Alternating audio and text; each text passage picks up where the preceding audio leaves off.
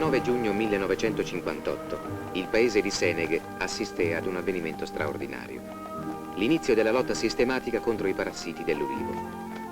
Fino a quel momento quasi nessuno a Seneghe si era preoccupato di coltivare razionalmente gli ulivi, potandoli e difendendoli dalla mosca e dalla tignola. Così la partenza della prima spedizione, armata di tutto punto di antiparassitari e di atomizzatori, costituì veramente un fatto rivoluzionario.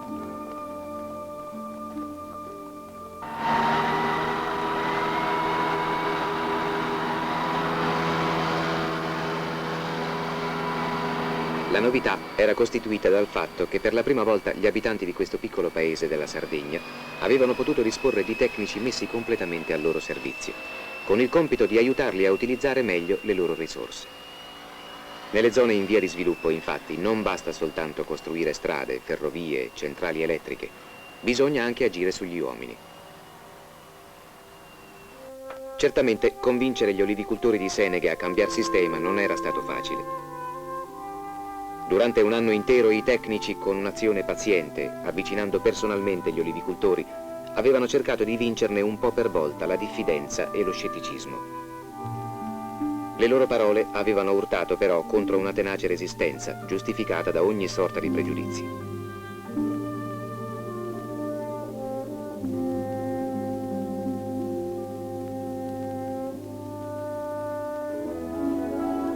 Fu una gita organizzata agli oliveti dimostrativi di Alghero, quella che aprì definitivamente gli occhi agli olivicoltori.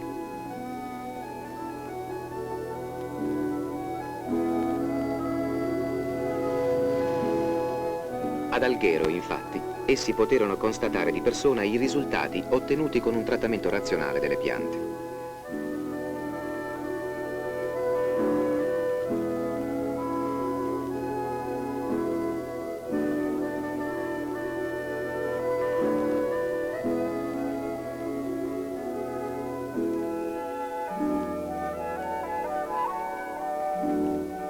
Era la prima volta che vedevano degli oliveti così fiorenti, così ricchi di frutti.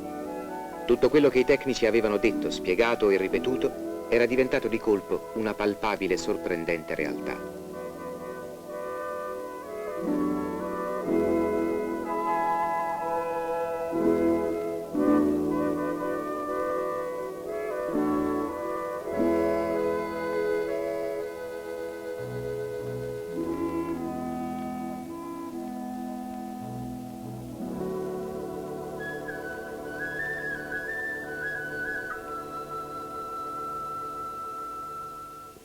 Fu un'esperienza decisiva. Da quel giorno il numero di coloro che chiedevano il trattamento degli ulivi andò sempre aumentando. Fu così possibile organizzare delle squadre specializzate, ad ognuna delle quali venne affidato un atomizzatore. Il criterio che informò questo lavoro fu quello di fare in modo che gli operai col tempo, riscattando i propri strumenti di lavoro, potessero diventare dei veri e propri piccoli imprenditori.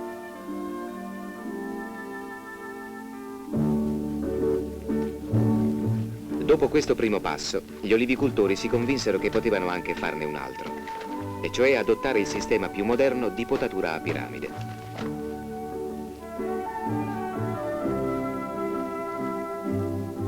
Così, molti oliveti cominciarono non solo a cambiare aspetto, ma a produrre più olio e di qualità migliore. Una prima battaglia era vinta. Lo dimostrano le cifre. Gli olivicoltori che hanno richiesto i trattamenti sono stati 285. Le piante trattate contro la tignola 17.000, contro la mosca 23.000. L'utile netto è stato di 27 milioni.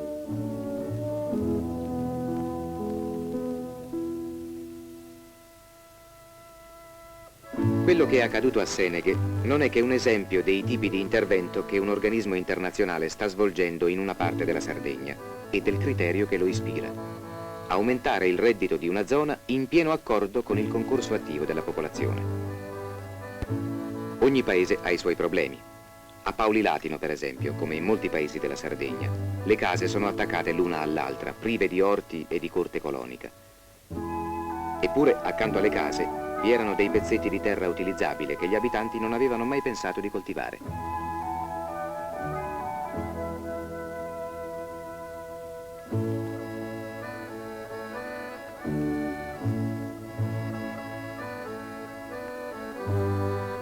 Un altro problema era quello delle galline. Ne tenevano poche e tutte di razza scadente.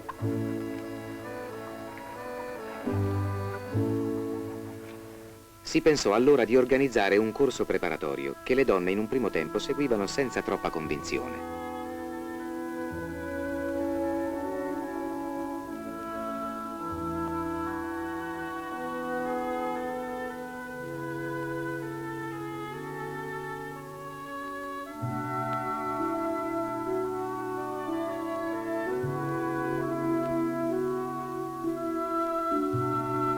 Qualcosa però restava dentro di loro.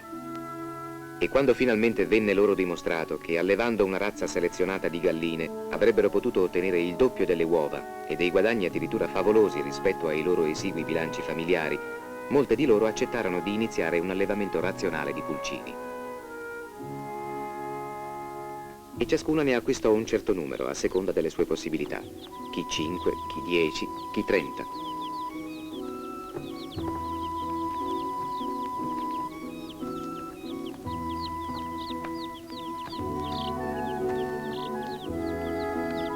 Contemporaneamente si insegnò loro che dovevano dargli da mangiare in un modo speciale. Così la parola mangime acquistò un senso anche per loro.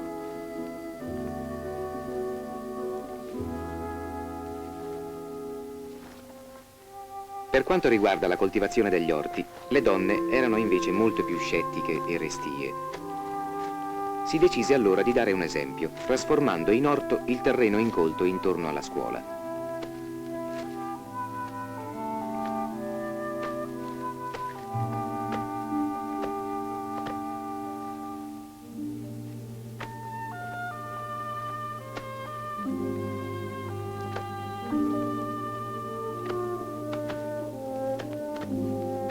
L'esempio ottenne l'effetto desiderato, perché osservando quello che facevano i loro figli, i genitori si convinsero che potevano benissimo farlo anche a casa loro.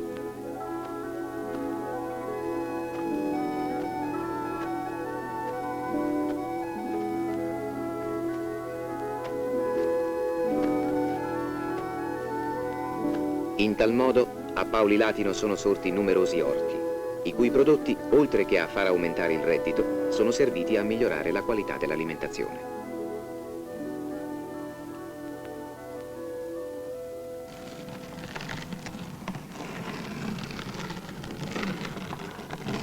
Quasi in ogni casa di Santo Lussurgio c'è un telaio e quasi in ogni casa, nelle ore libere, c'è una donna che tesse. Da un'inchiesta svolta risultò che le tessitrici di Santo Lussurgio erano esperte e padrone del loro mestiere. Allora il consulente internazionale per l'artigianato le riunì e spiegò loro che se avessero adeguato la produzione alle esigenze del mercato e si fossero organizzate in modo da garantire una consegna continua e regolare, avrebbero potuto ridurre i costi e incrementare notevolmente le vendite.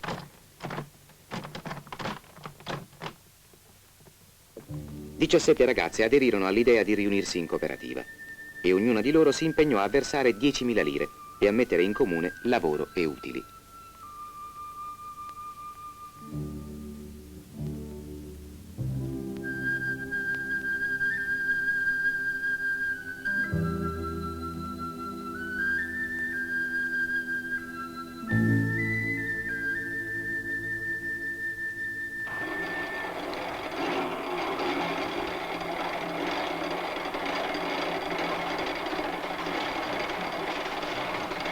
E il lavoro cominciò. I nuovi impianti che furono dati in uso alle donne permettevano di produrre tappeti più larghi in minor tempo.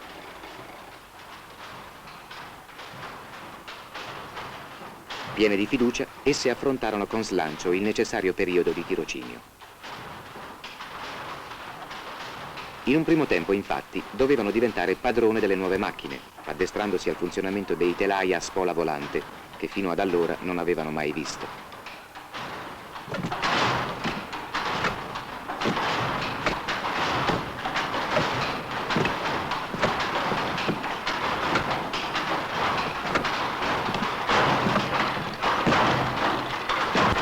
Subito dopo, lavorando giorno e notte e senza alcun compenso, cominciarono a preparare il campionario.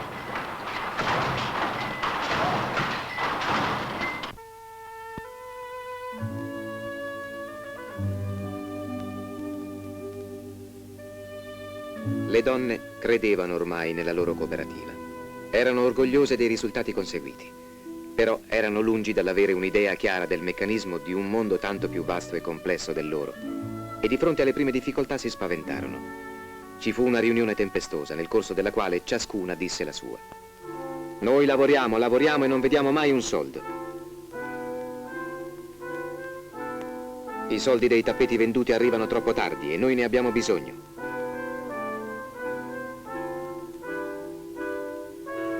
Stiamo facendo campioni da 6 mesi e non è ancora arrivata un'ordinazione. Non guadagniamo abbastanza, prima si guadagnava di più. Toccò all'esperto riportare la calma nei loro animi. Egli spiegò che si trattava di difficoltà normali, proprie di ogni attività commerciale al suo inizio, che non si dovevano scoraggiare e che bastava soltanto insistere e ben presto tutto sarebbe andato per il meglio. Le donne ripresero coraggio. Ricominciarono a lavorare con maggiore impegno.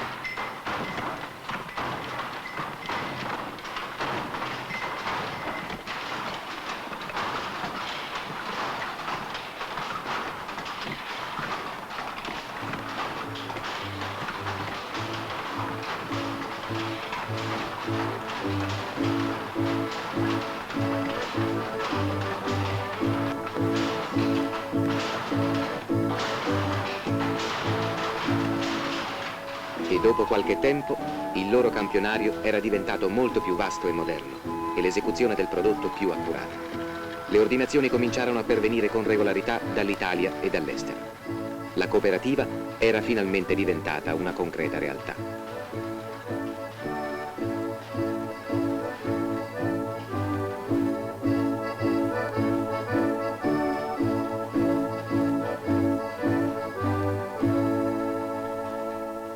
Questi interventi, di carattere prevalentemente tecnico, di cui avete visto 3 esempi, sono sempre affiancati da un'attività di elevazione culturale di tutta la popolazione che si avvale di innumerevoli mezzi, dai corsi per adulti alle biblioteche, al cinema, e che ha di mira gli uomini nella loro interezza, sia come individui che come cittadini.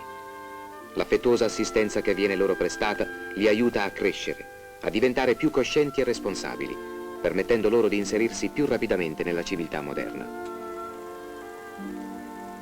Nel suo complesso, l'opera svolta in questa zona della Sardegna costa 200 milioni di lire l'anno, l'equivalente cioè del costo medio di 10 chilometri di strada asfaltata.